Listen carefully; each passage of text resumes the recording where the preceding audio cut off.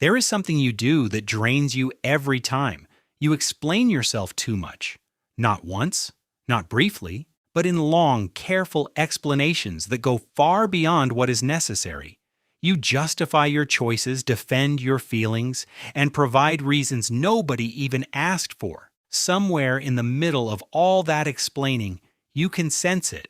They are not really listening, yet you keep going, hoping that if you find the perfect words, they will finally understand. Most of the time, they do not, and you are left feeling exhausted and unseen.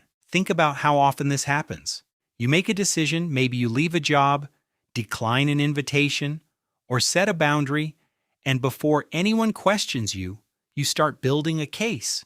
You explain your reasoning, anticipate objections, and add detail after detail. Even when the other person says, "Okay," you continue. It is as if one more sentence will finally make everything make sense. The same thing happens with emotions. Instead of simply saying, "I am hurt," you explain why you are hurt. You present evidence for your feelings as though they are on trial. But healthy emotions do not need a defense. People who grow up in emotionally supportive environments usually do not feel the need to justify every feeling they have. They feel something, express it, and move forward. Overexplainers often feel compelled to prove that their emotions are reasonable before they are allowed to have them. Psychologists call this emotional invalidation. It happens when a person's feelings are repeatedly dismissed, ignored, or criticized. Maybe you were told you were too sensitive. Maybe important emotions were met with silence. Over time, your brain learns a painful lesson. Feelings are not automatically valid. They must be justified. Eventually, this becomes a habit that follows you into adulthood. This habit is connected to something psychologists call a schema, a mental framework created by repeated experiences. If your early experiences taught you that feelings require proof, your brain develops a schema around that belief. Later in life, whenever a decision or emotion might be questioned, that old program activates. It tells you to explain, defend, and justify, not because you are weak, but because your brain learned that misunderstanding could lead to rejection, conflict, or emotional pain. Neuroscience helps explain why this feels so automatic. When you think someone may misunderstand or judge you, your brain's threat detection system becomes active. The situation feels emotionally unsafe. In that moment, explaining yourself seems like the solution. It feels as if more words will create safety. The problem is that the more anxious you become, the harder it is to step back and think clearly.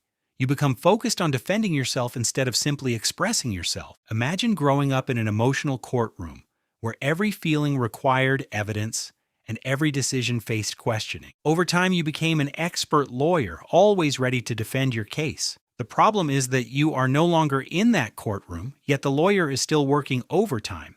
You continue defending yourself even when nobody is attacking you. The good news is that this pattern can change. The first step is awareness. Notice the feeling that appears before you start over-explaining. For many people, it is a sense of tension or urgency.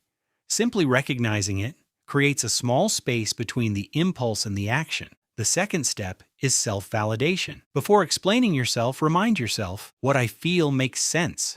I do not need to prove it." This simple statement helps reduce the fear that your feelings are not enough on their own. The third step is to keep explanations short. Give the necessary information, then stop. 1 or 2 sentences are often enough. People understand clarity better than lengthy justifications. More words rarely create more understanding. The fourth step is to ask yourself who you are really talking to. Sometimes the person in front of you is not the real audience. You may be trying to convince someone from your past who never listened, accepted, or understood you. Recognizing this can help you respond differently in the present. At its core, over-explaining comes from a desire to be seen, understood, and accepted. There's nothing wrong with wanting that. But you do not have to earn understanding by exhausting yourself. Your feelings are valid because they are yours. Your decisions do not need a courtroom defense. The next time you feel the urge to explain yourself to someone who is barely listening, pause and ask one question. Am I explaining because this conversation needs it, or because I believe I must earn the right to be understood? The answer may reveal more than